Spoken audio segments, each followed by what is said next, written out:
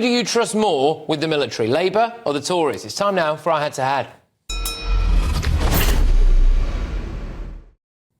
Well, in stark contrast to his predecessor, Keir Starmer has declared an unshakable commitment to the UK's nuclear weapons programme. The Labour leader also said he wants to raise defence spending to 2.5% of GDP as soon as resources allow. And during a visit to a nuclear submarine factory in Barrow, he reiterated his pledge to keep Britain safe. Well, look, the commitment I made here today is really important. I think I'm the first Labour leader to come here to the shipyard here to see the building of the submarines for 30 years and to make a very important generational commitment. But Defence Secretary Grant Shapps isn't buying it from a man who twice tried to get Jeremy Corbyn elected. Now says, trust me on our Trident, on our nuclear deterrent, but he didn't even mention it in his own leadership election. The simple truth is you can't trust Labour on this.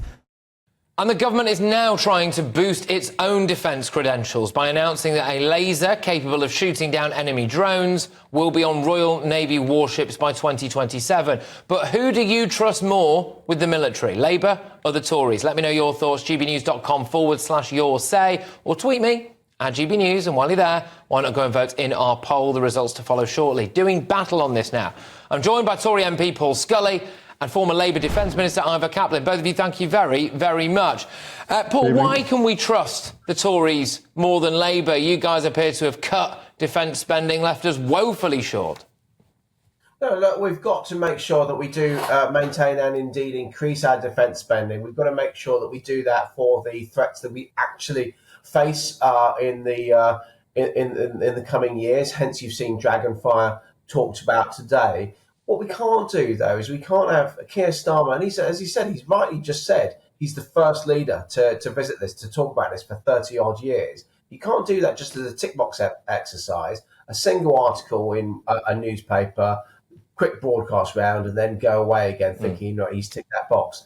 This is something that we face day in, day out. We've had Labour backbenchers, the people behind Keir Starmer, whilst we remain fourth highest defence spender in the world, actually actively campaigning against, making careers campaigning against the deterrent, campaigning against pretty well every conflict the UK have been involved in over the last 30 or so years. OK, I'll come back to you. Ivor, look, Keir Starmer actually doesn't mean what he says, does he? 2.5% when resources allow. Well, that could be never. Well, I think that this is a very, very important moment for Keir Starmer, for the Labour Party.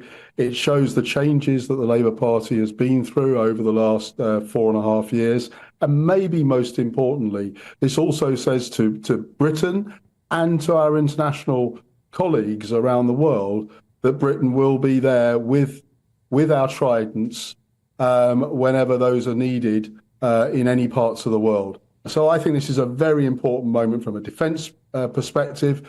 And the other side of this, Patrick, is how are we going to get the military to have more resources? Because it's not just the 2.5%. We actually need to, unfortunately, go back and look again at some of the people who've left the military when actually we need those people to come back and be part of the military operations that people around the world will expect from Britain. And right, of course, OK, look, I've got to put this to you, Paul. You know, the size of the UK armed forces has shrunk by more than 7,000 people in the year. It's now, I believe, at a record low. When I compare that to the last actual Labour government, so not what we could have had under Jeremy Corbyn, but what we did have under Tony Blair, defence spending remained at around 2.5% of GDP. I mean, the actual track record in our armed forces is remarkably better with Blair, isn't it? Well, no, I think one thing, look, first of all, I would agree with Ivor that it is a moment, it's good that the Labour Party are actually acknowledging this because it's important for the country, regardless of party politics, that we do have the best approach to our own security and to those of our allies. Now, that's really important, I should say that. But look, I think what we had, when you look at what we had to inherit in 2010 wasn't just the financial crisis. It was some of the changes that were made to things like aircraft carrier purchases, these kind of things, under the Gordon Brown government that we had to pick up on. We have not just our armed forces. You have to bear in mind, it's not just about our armed forces. We have 400,000 people involved in the UK in the defence sector in terms of manufacture, procurement, and all of these things of our defence services as well. This is an amazing sector for us, as well as the security for our country. Look, Ivor, let's break down what Keir Starmer said here. He said he's got the absolute bottle to press a button that, let's be honest, he's never going to be asked to press, that being the nuclear deterrent. He said that he'll only allow 2.5% if defence spending as GDP, if resources allow it. And he did try to get a man elected twice who wanted to do away with our nuclear deterrent. He's all mouth and no trousers, isn't he? No, I can't go alongside that, I'm afraid, Patrick. Look, this constant thing by the Conservative Party about what happened under Corbyn is really just a mark away. No, I'm sorry, Ivor, I've got to come in on that, because actually that Keir Starmer, the current Labour leader, trying to get that man elected, he would have been happy to have had a government, been on the front bench, been in the cabinet with a man who wanted to do away with our nuclear deterrents. I mean, that is a fact. Patrick, what happened in 17 and then 19 is the Labour Party went to the worst result since 1935. Supported it was by never going to happen. It was never going to happen that Corbyn was going to win. What I'm saying is quite simply that over this last 4.5 years, Labour has had to relook at everything, and that includes the defence area, and that is part of what has happened today. And it's from what Paul just said, he's right that it's good for the country that both parties have a similar view.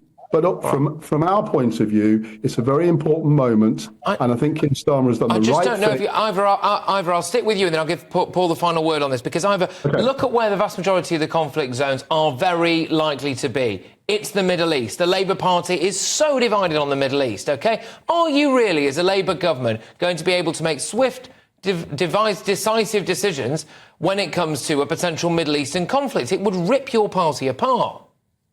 People said this to us in 1997, and it wasn't true. And I would say that won't happen when Labour is in government, if we're fortunate enough to win the general election, whenever the Tories are capable enough of calling a general election. OK, all right. And Paul, look, final word to you on this. Have the Tories been a bit outflanked by Keir here? I think there was at least 2 or maybe even 3 front pages of the newspapers today that did have, Keir doing his old military bit out there. We also look at some of the treatment of some members of the armed forces under the Tories, Paul.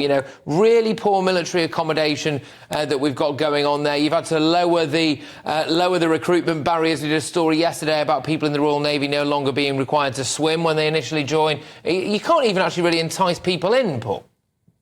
Look, I think, first of all, you can't just do all of this on a single day, or whether it's 3 or 4 or whatever headlines family. You can't do this on a single day just after 30 years of inaction. From the Conservative Party's point of view, clearly there is more we need to do on defence. People aren't wanting to join the military for any number of reasons, unlike they used to do years ago. But look, Ivor talked about Jeremy Corbyn. That may have been a few years ago, but it was the last general election. It wasn't that long ago.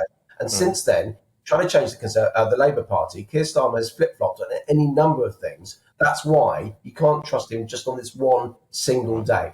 All right, look, both of you, top stuff. Thank you very, very much. Really enjoyed that. Great content. So, who do you agree with? Who do you trust more on the military, the Tories or Labour? I'm really fascinated to hear what you have to say on this. So Janet on X says, none of them, there we go. None of them. They are not intelligent enough to be put in charge of dressing themselves, let alone weapons. Janet, all right. Barry on X says, the Tories have already turned the military woke, but Labour will completely ruin it and have the troops fighting while wearing a dress with pronoun badges. You guys are on form tonight. Lee says, I wouldn't trust either to pour water out of a bottle with the instructions on the bottom. All right, your verdict's in. 86% of you say you trust the Tories more with the military. 14% of you say that they trust Labour more. I think I should have put a don't know tag on that particular one. But anyway.